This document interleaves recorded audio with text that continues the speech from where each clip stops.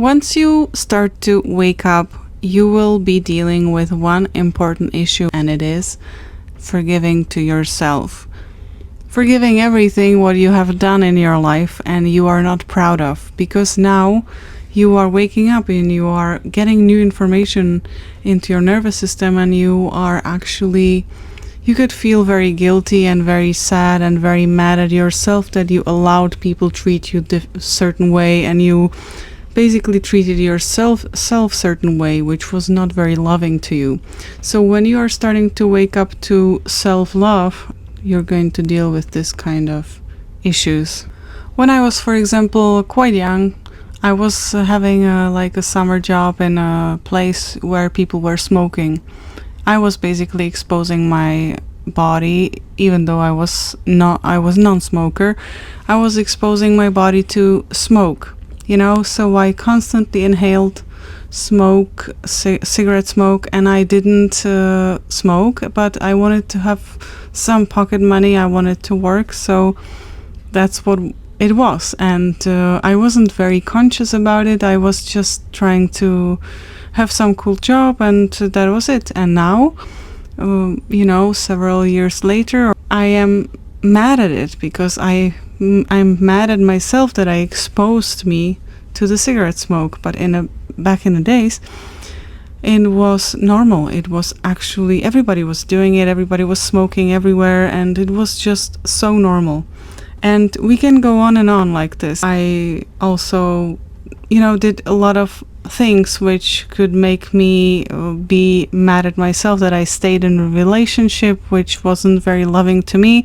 It was quite an abusive relationship, and I didn't know how to leave that relationship. And until today, I could be really sometimes feeling like I would like to be mad at myself, and then I have to remember that I am not anymore living that life. I'm not anymore living this kind of energy, because in this kind of energy and this kind of energy, because it was actually, if I would be mad at myself in this moment, for whatever reason, your mind can make up anything to make you mad at yourself. You just have to instruct it, hey, now we are not doing it anymore, because it's very self-destructive and it's actually confirming still the same pattern, destruction and self-destruction pattern. And if you don't have something from your past which is making you feel guilty and you have to forgive to yourself, maybe Raphael can inspire you from his story. What is really concerning me in day-to-day life is what I'm supposed to do now, what I should be doing now, that I didn't do, and I know I should, because it would move me forward in life. And that's also, like Petra already said, just confirming the same old program. Mm-hmm. And it's not going to allow us to move forward, because it's still the old consciousness which wants to keep us in that reality. I have the same. I also feel guilty that I don't do this and don't exercise enough, or don't exercise at all, or eat something which I'm not supposed to eat and stuff like that. But what is worse, to eat something and punish yourself for it, or to eat something and just forgive to yourself, okay, so I ate it, so what? So I enjoyed it. It's much better, because then you don't support that energy, which means you are not reaffirming your past you. You can live free of that past already by just not saying, I know a lot of women, my mother's age, for example, they are very concerned about their weight.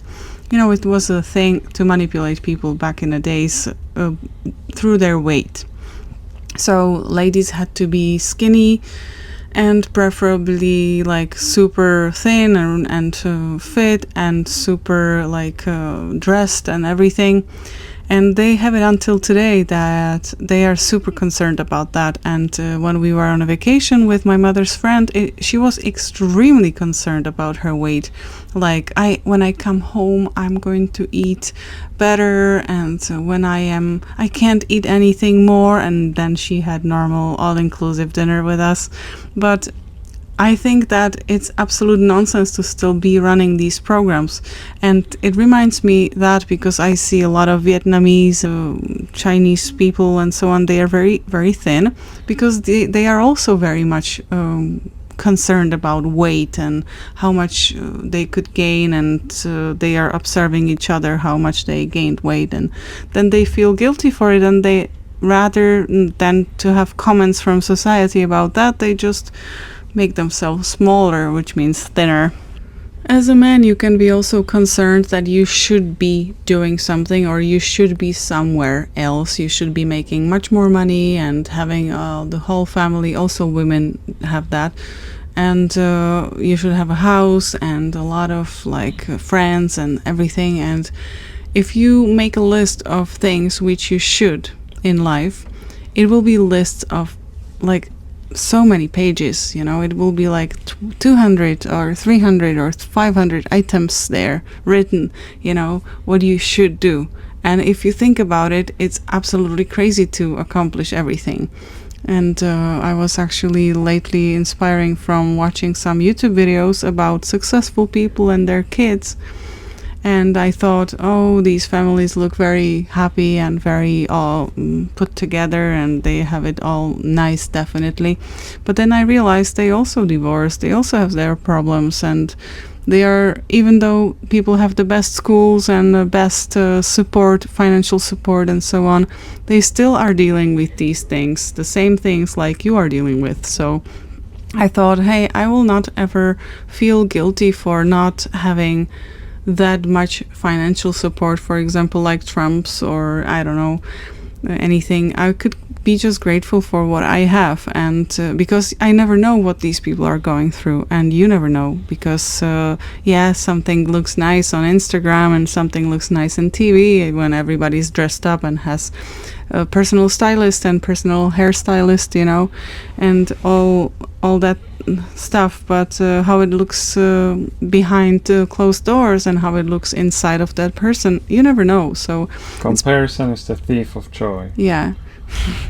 And it's much better, I'm realizing, to focus on myself, because it always wants to draw us somewhere else, to hunt for something what we can feel guilty for and not enough for, and so on. And to allow us to be hypnotized and to be not conscious in life and not move forward, just to stay in that negative pattern. It's a little bit fun because people are playing with this a lot, because self-love and love is kind of boring. There is nothing happening really, just self-love. But if you cross certain borderline and you will just start to enjoy loving yourself in the first place, you will be very big example for your family and for your friends, and they might be super happy to be around you, because you just will be teaching them how to forgive and how to be free of the past or from the demands which we put on ourselves, which are not even ours.